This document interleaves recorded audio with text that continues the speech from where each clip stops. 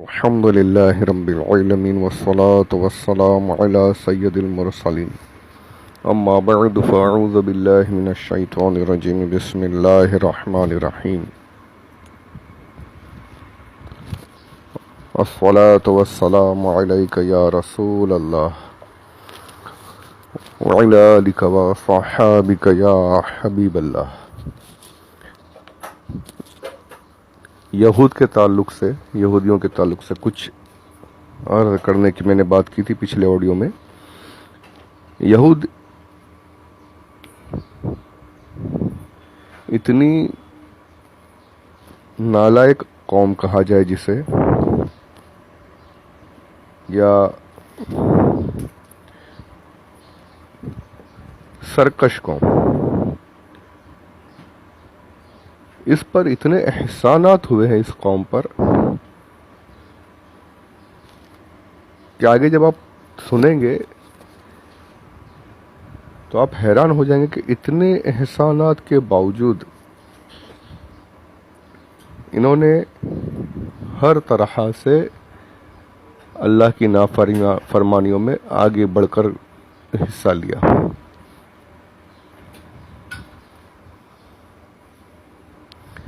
فرعون ان کے بچوں کو قتل کرتا تھا، 1 سال زندہ رکھتا، 1 سال مار دیتا. اللہ نے اس عذاب سے انہیں بچایا. کیسے بچایا؟ اس قدر یعنی ان پر احسانات ہوئے. آپ یقین مانیے کہ فرعون پر جب عذابات کا سلسلہ شروع ہوا، 9 عذاب جو اس کے آئے تھے وہ آگے آئیں گے انشاءاللہ تفصیل.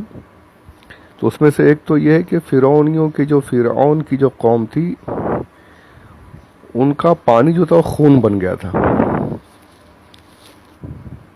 پینے کو پانی تک نہیں، خون. اور یہ یہودیاں جو تھے، یہودی بستی جو تھی، وہاں پر پانی برابر. اب وہی پانی اگر وہاں سے لے کر آئے تو ان کے گھر میں آ کر وہ پانی بھی خون. اب پیاس کے مارے شدت سے ان کا یہ حال ہو گیا فرعونیوں کا کہ انہوں نے کہا کہ ہر طرح سے کوشش کر لی، ہمارے یہاں تو خون ہی بن جاتا ہے، ایک کام کرو تم اپنے منہ میں پانی لو اور اپنے منہ سے ہمارے منہ میں کلی کر دو تاکہ کم سے کم ہماری پیاس تو بجھے. یعنی جس کو وہ لوگ اتنا اپنا غلام، اپنا ذلیل ترین بنا کے رکھا تھا جن کو، اس کے منہ کا جھوٹا پانی پینے کو تیار ہو گئے.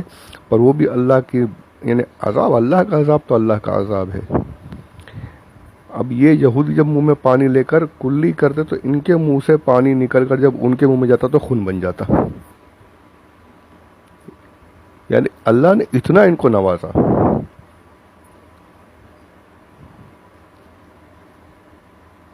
ان پر جب ایک آزمائش آئی، بھٹک گئے راستے میں، 40 سال تک اسی میدان میں پھرتے رہے. تو سب تفصیل آئے گی آگے انشاءاللہ. وہاں پر بھی ان پر اتنا احسان کہ ان کے یہاں اگر اس دوران میں کوئی بچہ پیدا ہو رہا ہے تو بچے کے ساتھ میں کپڑا بھی آ رہا ہے. جیسے جیسے بچہ بڑھ رہا ہے کپڑا بڑھ رہا ہے. میلے نہیں ہوتے تھے ان کے کپڑے، ان کے ناخن نہیں بڑھتے تھے، ان کے بال نہیں بڑھتے تھے کہ تم ان تکلیفوں سے بھی، یعنی یہ جو ناخن کاٹنا وغیرہ جو ہے، بال تراشنا، یہ سب جو چیزیں ہیں ان سے بھی تم کو چھٹکارا دے دیا گیا. اتنا تو میں نے کسی کا تک پڑھا نہیں کہ جتنا ان پر احسان ہوا اتنا کسی اور قوم پر احسان ہوا ہوگا. ہماری شان الگ ہے، ہم پر جو اللہ کا کرم ہے وہ حضور کے صدقے میں وہ تو سب سے بہتر ہے، وہ الگ ہی ہے. لیکن موسیٰ علیہ الصلوۃ والسلام کے صدقے میں ان کو جو کچھ ملا ہے تو ایک دم اس کے بہت تفصیل تو بہت ہے کہ ان لوگوں پر کتنا کرم ہوا. ان کے لیے آسمان سے کھانے اترے، من و سلوہ. ارے باپ، وہ سب تو آئے گا ذکر، آپ سن کے حیران ہو جاؤ گے کہ ایسی قوم ہے یہ. اس پر ان کو فخر تھا، یہ بولتے تھے ہم اللہ کے بیٹے، نحن ابناء اللہ، ہم اللہ کے بیٹے ہیں. قرآن میں آیتیں ہیں، آگے آئیں گی آیات. ہم اللہ کے بیٹے ہیں اور بیٹے کو کوئی جہنم میں نہیں ڈالتا، ہم جہنم میں نہیں جانے والے، گئے بھی تھوڑے ٹائم کے لیے جائیں گے، بعد میں نکال دے گا اللہ. یہ سب تانے کستے تھے. یہ ہم تو اللہ کے بیٹے ہیں، نحن ابناء اللہ واحباؤہ، اس کے پسندیدہ ہیں ہم. اتنا فخر، اتنا گھمنڈ اپنے آپ پر کرتے تھے. اتنا سب ہونے کے باوجود ان کا حال کیا تھا؟ جہاں موقع ملا انہوں نے ہر نبی کی خلاف ورزی کی، کتابوں کو بدل دیا، کتابوں میں اپنی طرف سے گھٹا بڑھا دیا، توریت میں کچھ کا کچھ لکھ دیا، کہیں پر کچھ تھا تو کہیں پر کچھ کر دیا، زبور شریف کو بالکل غائب ہی کر دیا، نبیوں کو قتل کیا، سب سے بڑا تو نبیوں کو قتل کیا ان لوگوں نے، نبیوں کو اتنی نفرت ان کو ہو گئی نبیوں سے، ہر نبی کو نقصان پہنچایا انہوں نے۔ اب بتائیے کہ آرے سے چیر دینا وہ بھی ایک نبی کو، معاذ اللہ رب العالمین،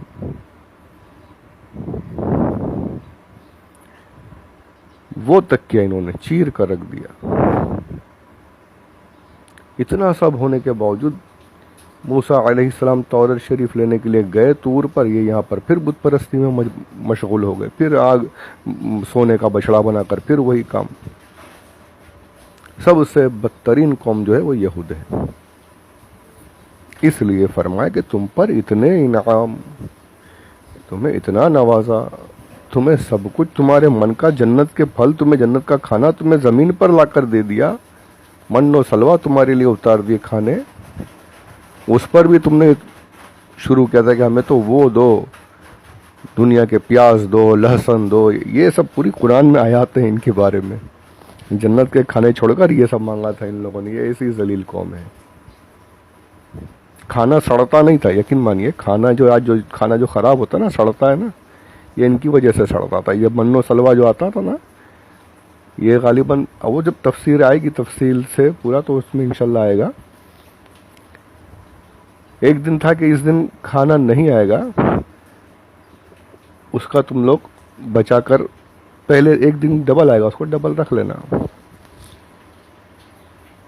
اس دن صرف عبادت کرنا، وہ بھی نہیں مانے انہوں نے، اس میں بھی وہ ڈیٹیل انشاءاللہ بعد میں پیش کرتا ہوں۔ تو یہ ان لوگوں کی اتنے انعامات ہونے کے باوجود ان کا حال وہی کتے کی ٹیڑھی دم، ان پر بالکل فٹ۔ اور آج بھی دیکھیے ہر طرح سے پوری دنیا کو اپنی گرفت میں لینے کا پورا پلان ان کا چل رہا ہے، اور معاشیت پر، اکنومی پر پوری طرح سے ان کا قبضہ ہے۔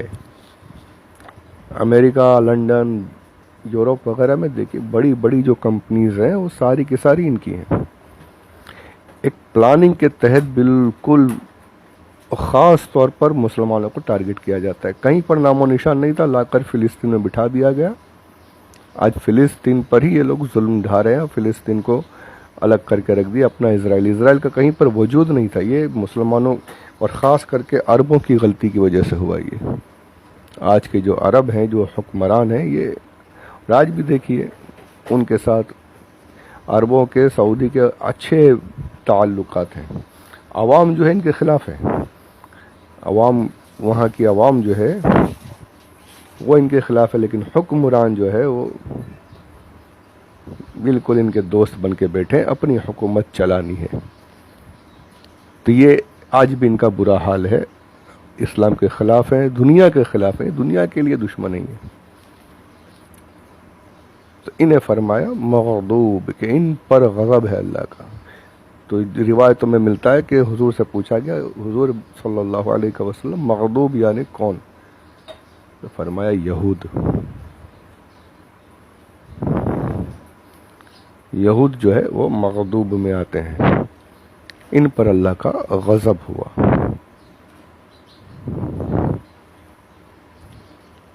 اور اس کے بعد جو ہے ضالین، تو ضالین جو ہے ولضالین، ضالین بنا ہے ضلال سے، اب یہ اردو میں ضلالت پڑھتے ہیں، میں نے پیچھے کہیں عرض کیا تھا، ضاد عربی میں ضاد ہے، اردو میں کہ وہ زود ہو گیا ہے، زود پڑھتے ہیں۔ تو اس پر کچھ باتیں عرض کرتا ہوں، پھر آگے بڑھتے ہیں انشاءاللہ۔ ضال، ملالت، اس کے بارے میں تفسیر تبیان القرآن میں فرماتے ہیں، علامہ راغب اصفہانی لکھتے ہیں، ملال کے معنی ہیں طریق مستقیم سے عدول اور اعراض کرنا، یعنی سیدھی راہ سے بھٹک جانا یا ہٹ جانا، راستہ چینج کر دینا، دوسری طرف نکل جانا، یہ عام الفاظ میں نے یوز کیے ہیں، سیدھے راستے سے ہٹ جانا۔ اس کی ضد ہے ہدایت، یعنی جو صراط مستقیم پر ہے وہ ہدایت پر ہے، اور جو بھٹک گیا وہ ضلالت پر ہے۔ سیدھے راستے پر چلنے والا ہدایت پر ہے، اور صراط مستقیم سے جو ہٹ گیا وہ ضلالت پر ہے۔ اب کہتے ہیں کہ صحیح راستے سے ہر انحراف کو ضلال کہتے ہیں، چاہے وہ انحراف عمدن ہو یا سہون ہو، کم ہو یا زیادہ۔ اب یہ دیکھیے بہت ضروری بات ہے، اس کو ذہن میں رکھنا ہے، چاہے جان بوجھ کر راستے سے ہٹا یا بھول کر ہٹا، چاہے تھوڑا سا ہٹا، راہ بھٹک گیا یا زیادہ راہ بھٹک گیا، سب کو ضلال کہا جاتا ہے۔ راہ سے ہٹنا کہا جاتا ہے۔ اب یہ لفظ جو ہے ضالین، ضلالت، یہ قرآن میں کئی معنوں میں آیا ہے، یہاں تک کہ یہ انبیاء علیہم السلام کے لیے بھی استعمال ہوا ہے۔ اب یہ یاد رکھنا بہت ضروری ہے، میں نے پہلے بھی کہا، ہمیشہ کہتا رہتا ہوں کہ قرآن کا صرف لفظی معنی کرنا یہ انسان کو، یعنی کہ صرف لفظی معنی کر کے آپ آگے بڑھ نہیں سکتے، کس کے بارے میں کیا بات ہو رہی ہے اسے جاننا ضروری ہے۔ چند ایک مثالیں آپ کو پیش کروں میں۔ سورہ یوسف آیت نمبر 95 آیت ہے، قَالُوا تَاللَّهِ إِنَّكَ لَفِي ضَلَالِكَ الْقَدِيمِ۔ دیکھیں یہاں ضلال کا لفظ آیا ہے۔ یوسف علیہ السلام کے بھائیوں نے اپنے والد حضرت یعقوب علیہ السلام سے کہا، وہ بولے اللہ کی قسم یقیناً آپ اسی اپنی پرانی محبت میں ہیں۔ دیکھیے یہاں لفظ ضلال کا ترجمہ کیا محبت۔ اب وہ کیوں، وہ بھی سماعت فرمائے۔ حضرت یوسف علیہ السلام کے ساتھ حضرت یعقوب کو شدید محبت تھی، اور یوسف کے بھائیوں کے خیال میں یہ بیجا محبت تھی، یعنی یوسف علیہ السلام کے جو بھائی تھے وہ ایک سمجھ لیجئے جلن تھی ان کو کہ ہمارے والد جو ہیں یوسف ہی کرتے رہتے، پھر وہ طویل سلسلہ ہے، طویل قصہ ہے وہ، تو ان کے نزدیک یہ محبت جو تھی وہ اچھی نہیں تھی کہ یہ کیا ان کے پیچھے لگے، تو اسی لیے انہوں نے اس محبت کو ضلال کے ساتھ تعبیر کیا کہ آپ تو اسی محبت میں بالکل وارفتہ ہو، اسی میں بالکل گم ہو، تو یہ لفظ ضلال۔ اب یہاں پر اگر وہی گمراہ یعنی راہ بھٹکنے کا ترجمہ کیا جائے تو دیکھیں حضرت یعقوب علیہ السلام کی بے ادبی ہو گئی۔ اگر یوں ترجمہ کیا جائے کہ اللہ کی قسم آپ تو اپنی اسی پرانی ضلالت میں مبتلا ہو، پرانی گمراہی میں مبتلا ہو، معاذ اللہ رب العالمین، کر سکتا ہے کوئی ایسا ترجمہ؟ کرنے والوں نے کیا ہے، آپ حیران ہو جائیں گے، وہ بھی یوسف علیہ السلام کے لیے نہیں، خود ہمارے پیارے آقا صلی اللہ علیہ وآلہ وسلم کے لیے ایسا ترجمہ کیا ہے۔ آپ سوچیں گے یہ کیا بول رہا ہوں میں؟ جی میں بالکل قرآن کی آیت کا ترجمہ ایسا کیا گیا ہے کہ حضور اکرم صلی اللہ علیہ وآلہ وسلم کی بے ادبی وہاں سے نکلتی ہے، اور جب وقت آئے گا انشاءاللہ تو اس پر بھی عرض کروں گا۔ میں یہاں پر اس لیے بتا دے رہا ہوں کہ ایک ہی لفظ کے معنی کس کے لیے یا کیا بیان ہو رہا ہے وہ سمجھنے کی بات ہے، صرف قرآن شریف پڑھ کر اس کا ترجمہ کر دینا یہ کوئی اسلام کی خدمت نہیں ہے۔ دیکھیے وہی آیت آگے آ رہی ہے، سورہ والضحیٰ آیت نمبر 7، وَوَجَدَكَ ضَالًّا فَہَدَىٰ۔ ہمارے علماء نے، ہمارے محبت والے مترجمین نے ترجمہ کیا، اور آپ کو اپنی محبت میں وارفتہ پایا تو اپنی طرف راہ دی، امت کی طرف راہ دی۔ دیکھیے یہاں آپ کے لفظ ضال کا لفظ آیا ہے، اب کیا یہ ترجمہ کوئی کر دے گا؟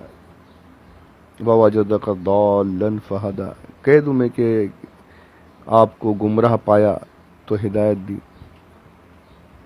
کیا کتنی غلط بات ہے یہ، اور یہی ترجمہ کیا ہے۔ اس آیت پر جب پہنچیں گے 30ویں پارے میں، اگر زندگی رہی تو وہاں پر یہ ہے۔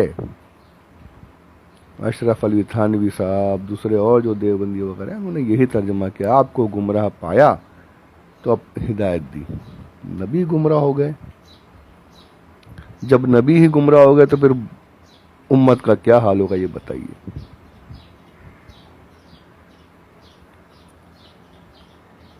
تو اسی لیے بار بار میں کہتا ہوں کہ ترجمہ پڑھنا تو محبت والا، کنز الایمان شریف یہ لفظ وہی ہے، ضال، ضلالت، ضالین، ضالت، ضلالی کا، لیکن ترجمہ اس کا کس معنی میں آ رہا ہے وہ سمجھنے کی بات ہے، اسے سمجھنا بہت ضروری ہے۔ تو یہاں پر جو ترجمہ، انبیاء کی عظمت کو سمجھ کر ترجمہ کرنا ضروری ہے۔ اب چند ایک باتیں اور ہیں، وہ انشاءاللہ اگلے آڈیو میں سنیں گے انشاءاللہ، یہ کافی طویل ہو رہا ہے۔ تو اللہ تبارک و تعالیٰ سننے کی، سمجھنے کی اور یاد رکھنے کی توفیق عطا فرمائے۔ وما علینا الا البلاغ المبین۔